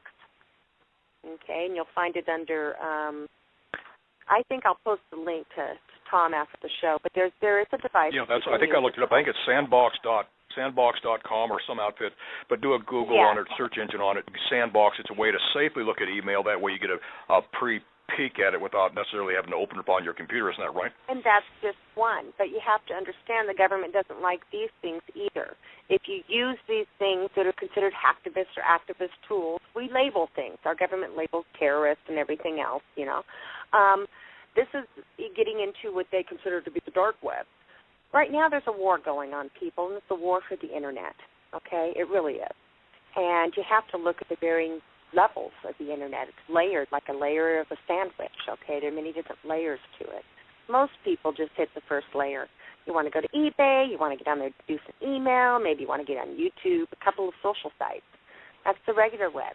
They're also attacked on a regular basis. But then the people that try to get the word out about different events and different groups, they're targeted. They're terrorists in the eyes of our government today. And they have different forms. They're able to do coding and other things to make different layers to that web, different sandwiches. The web is the fastest evolving thing on the face of the planet, folks. Okay, there are many layers. But if you are somebody that is involved heavily, or do you feel that you will become a target, there are very good sites out there that you can go to. I'll post some of those after the show with Tom. Okay, they're good sites that you can go to that give you information. There are devices that parents can put on their computer. I mean, go out and get that iPhone, people, but there are devices that you can put on there, too, to protect little Johnny. If you want to play totally ignorant and say, we didn't know, great, all of us didn't know. The money wasn't allocated and spent right. Okay, so what can we do? We can protect ourselves with canine protection for kids. Okay, granted, they're not going to be able to look at all the YouTube videos and stuff, but, it's better safe than sorry. I feel for the people out there. I really feel for what's going on in America, and I feel for the types of attacks that we have. And I really hope that people do pay attention, do use their Google, do some research, look into things. I thank you for calling and asking. I'll be right here. I hear whispering.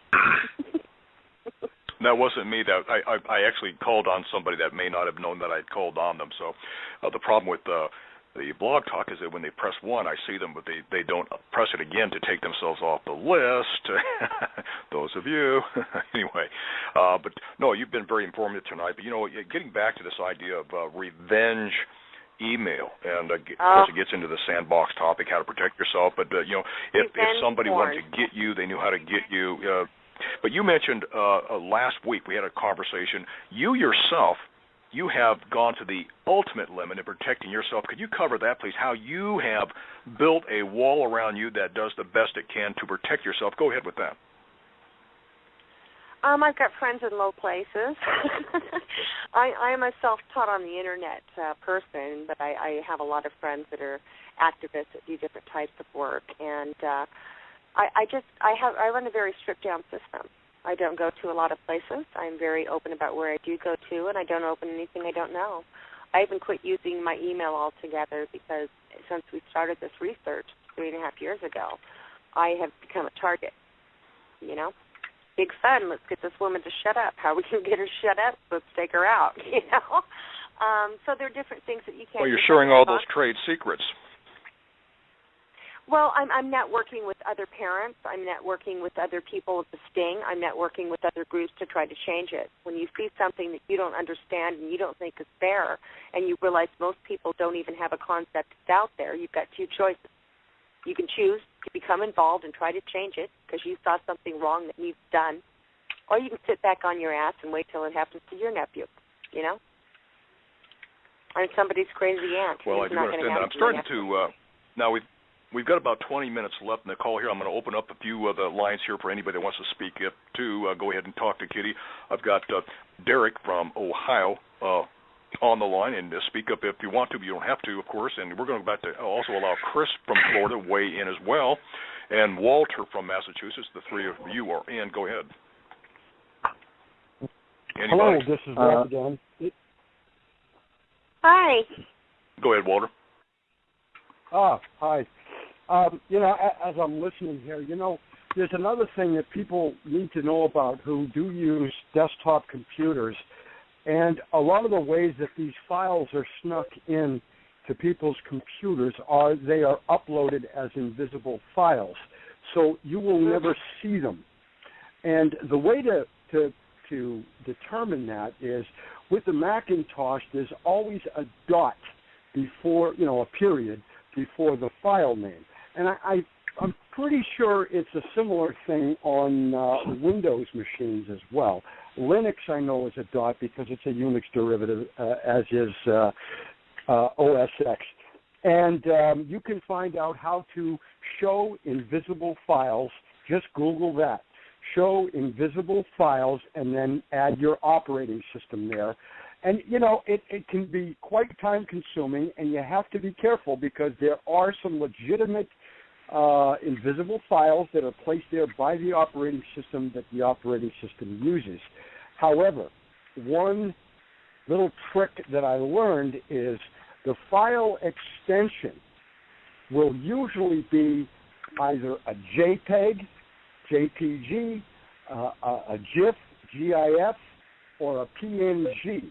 Those are the ones. If they're invisible, boy, you better take a look at those and get them off of there quick if you find that they're not part of some application or the operating system's graphical interface.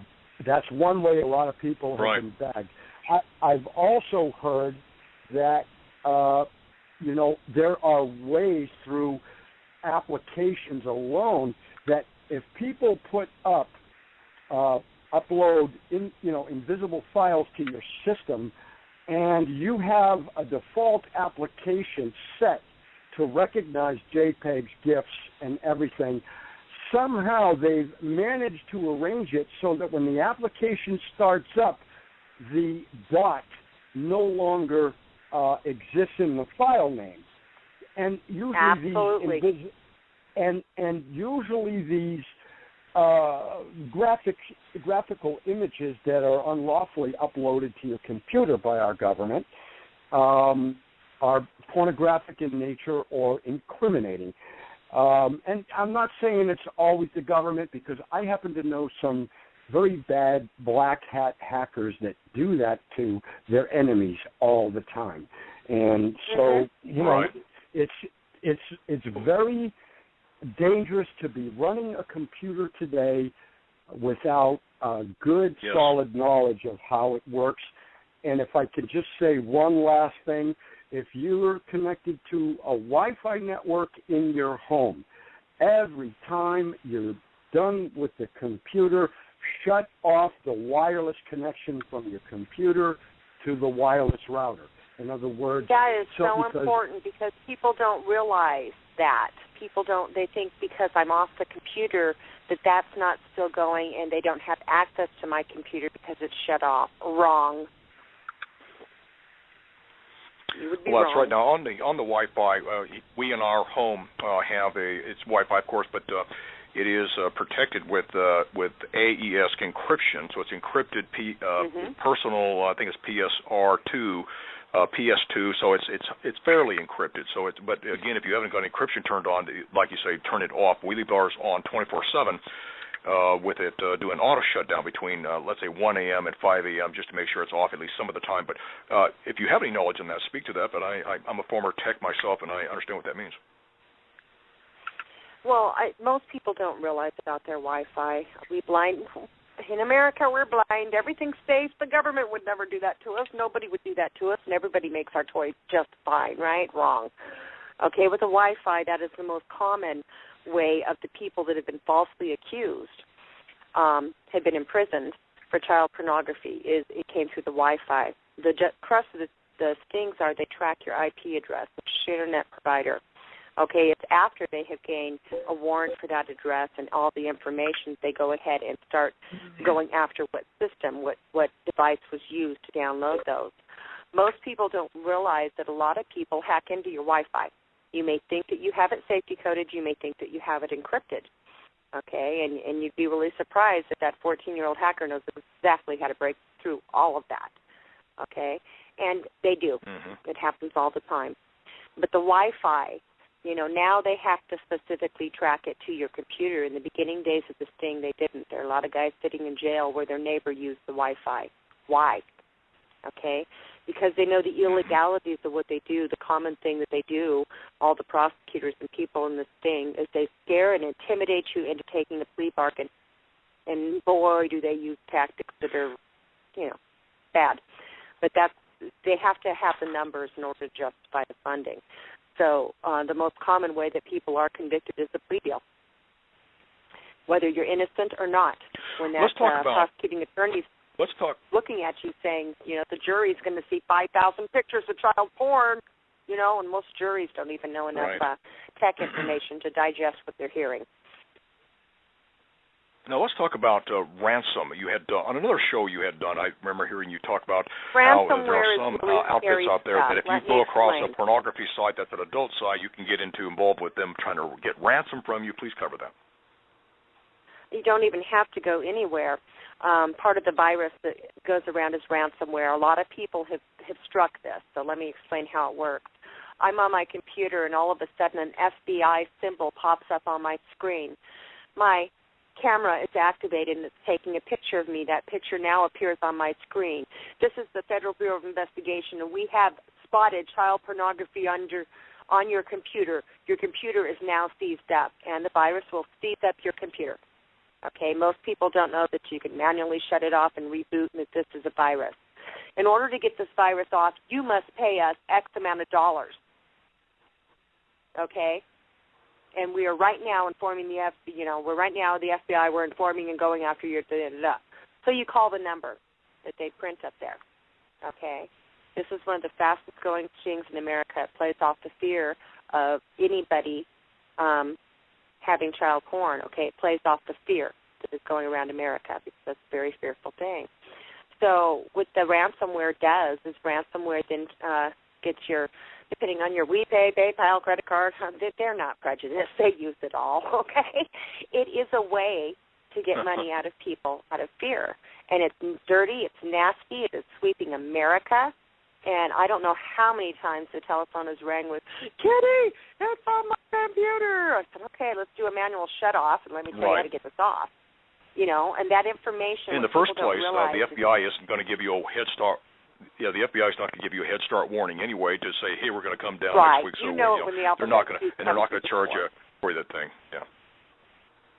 Exactly. Yeah, but what it is it's an industry that's sprung up on the fear. Yeah. Now, what is it that we haven't covered in this program? We've got about 12 minutes left before the hour runs out. What things should we be talking about that we haven't yet? Go ahead, do that. We're going to talk about revenge porn. Revenge porn. Revenge porn is also one of the fastest growing things. What that is mom and dad are fighting over little Johnny. Mom wants to get dad set up with child pornography on his computer so that little Johnny ends up in her custody. That's one scenario. Revenge porn is the deliberate implantation of porn on your computer. These people are smart enough to know how to use, know what you do, and know how to use different devices to go ahead and implant child pornography on your computer and go ahead and ring that bell so that people that are doing the porn sweeps can see it. The other is Porngate.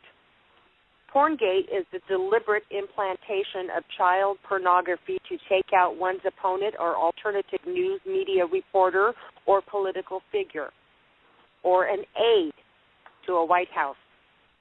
There was a recent killing of a gentleman that committed suicide, or a gentleman that committed suicide that was found with child pornography on his computer. He was an aide, congressional aide. So what you need to look at is the many different types of stings. Not only do we have the government conducting stings, but child pornography is one of those offenses that literally does ruin your life. So it is also being used as a weapon. That's terrifying, absolutely terrifying. And as you speak out, as I have spoken up, and if I look at the switchboard right now, I see there's probably a good dozen people that they're out there either fully or partially, and they become targets. And we need all of us to start really thinking seriously about defending ourselves. It is an information war out there. And what things have you done besides, of course, you mentioned that you've taken the measures you have, such as no computer at home, no email, that kind of thing. Are there other things that we can do to help defeat this Porngate revelation that we are all under attack at some point if we're not careful? Absolutely. You can become informed. You can join cautionclick.com. You can discover what a real child pedophile is versus somebody that has been set up.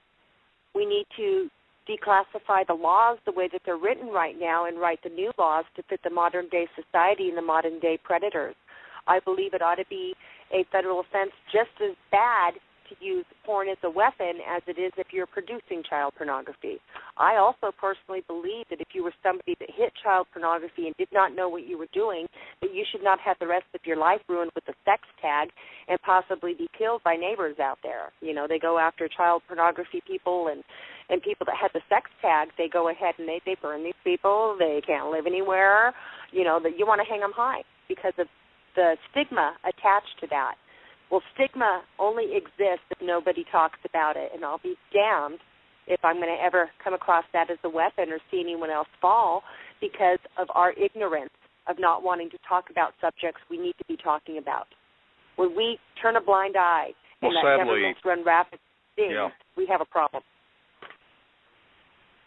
Sadly, our representatives in state legislatures and certainly in Congress are just as ignorant as anybody else is. You know, people that run for legislatures, they're ordinary people like you and me. They run for office. They think they've got a specialty. Maybe they understand something about trucking, and now they're a legislator. But you know, when they're in the legislature, they're just ordinary citizens, grappling with lots of new things as a legislator, and they don't know these things. So I guess all of us are really should be thinking about educating those legislators. If you have the ability, one of the things that I have the hardest time doing, and I've learned to perfect it because I've been doing it for 3.5 years now, is I have to explain all of this to the mindset of a child, okay? So if we use those same tactics to explain it to legislatures that have no clue what we're talking about, we go all techie, all they hear is, wah, wah, wah, wah, wah. But if we can explain it to the mindset of a child and have that child understand it the way that we did with Andrew, we can use that same tactic to aggressively go after our legislators and lawmakers. And unfortunately, that's what we have to do. Yes, America, we have to dumb it all down for everybody so that everybody can understand it, to include those that make the laws. Isn't that sad? Yeah, so let's go to the phones now. We got about 8 minutes left. I'm going to pick on, go back to, Marlene from Oregon. You're on the line with Kitty. Go ahead if you have any questions, please. Yes, Kitty, I've learned so much from you on this because I never realized that they went after people, especially children with disabilities like that.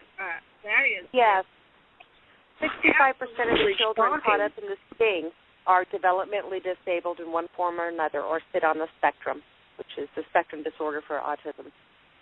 What can ordinary people do to help make a difference with this kind of a thing? People that want to be number one, be vocal. Okay, the hardest community to crack into is that of the autism community. We've got, Autism Awareness, Autism Society. I don't know how many times I've tried to breach that subject in different groups with the different societies. Now they're listening, okay, but they don't want to go there. Okay, so we have to educate. This is the most vulnerable segment of the society. But you'll go out and you'll get little Johnny that device because it's a beautiful device to teach autism how to speak, to give it a voice and to help educate the child. But the dangers that come in over that, most parents don't even talk to their children about it. The most common thing I hear was, oh, my God, Kitty, I didn't even know I had to talk to him about that. He doesn't even know what sex is. Okay. Yeah. Oh, my goodness. You have to teach them. There's a wonderful story, that made me cry. It's a 13-year-old girl, and she sits on the spectrum. Okay, mom and dad never taught her about sex. Well, she's pregnant. Okay, it was a friend of dad's that was sleeping on the couch. They had a heck of a time, law enforcement, to get her to admit it because she didn't know what that meant. Okay, we don't think we have to teach our vulnerable ones. We don't want to live in a world where we do, but we're already there. So it is sheer ignorance not to give that child the right tools when you're going to go out and buy that child a laptop, when you're going to go out and buy that child that type of device. If you yourself are one of those parents that don't know about it, you better know about it because you're handing them a weapon. Okay, this is a conduit for somebody on the other side to go ahead and either target your child, if you're into child pedophilia, okay, and they're the most vulnerable segment of population. This is also a conduit in which to set your child up. There's a video that's put out by a wonderful group of doctors and people from the autism awareness community, and it's about what to do when your child with autism is arrested on child pornography. There's actually a paper. It's called Considerations of Prosecution of Child Pornography for People with Autism, okay? And it's written by some of the heads within the autism community because this is a segment that's targeted. So canine protection, if you're going to have a child with developmental disabilities and you're going to give them a device like a laptop, canine protection is one of them. There are many, many more out there. It's a huge growing industry for those parents that want to know about it. But it is an utmost thing to have. You have to have protection on that computer for that child or that individual, just like you would have a seatbelt while in the car. If you don't, you're stupid. And we're deliberately very briefly, we have because that federal funding that was supposed to go to teach us didn't go there. Exactly. We have about 2 minutes left. Derek, you're on the line with Kitty for the last 2 minutes. Quick question, please. So, and to keep that in mind, it'll drop us instantly at the top of the hour. So go ahead, Derek. Yeah, well, I don't really have a question so much as, I would like to know, I would like for you to be able to, to tell, individuals, a little bit more, about the various stings. I know you don't have time tonight, but, I know I've talked to you about possibly writing, collaborating on something for, for my website. I was wondering if you had any of this information online that people can look at in the meantime. I do. It's in my nephew's private room, but cautionclick.com. I'm networking with Gail and with, Jackie Cook and Rita and a few other people from there. Also, governus.com is a website that is been started out of Florida it has multiple chats for the different types of stings. I literally have been kept so busy I haven't been able to upgrade a lot of the files and stuff in there, but these are sources you can go to. And we're going to be adding a lot of my files that I have into these rooms when I get time. So I've been working on that. I suspect there's a book around the corner, sounds like. I don't want to be the one. I never wanted to be this. I never, ever wanted to be this type of an activist. I'm a very reluctant one, but I have a nephew that I love very, very, very much. And it led us on this path. All right. He faces trial May 5th.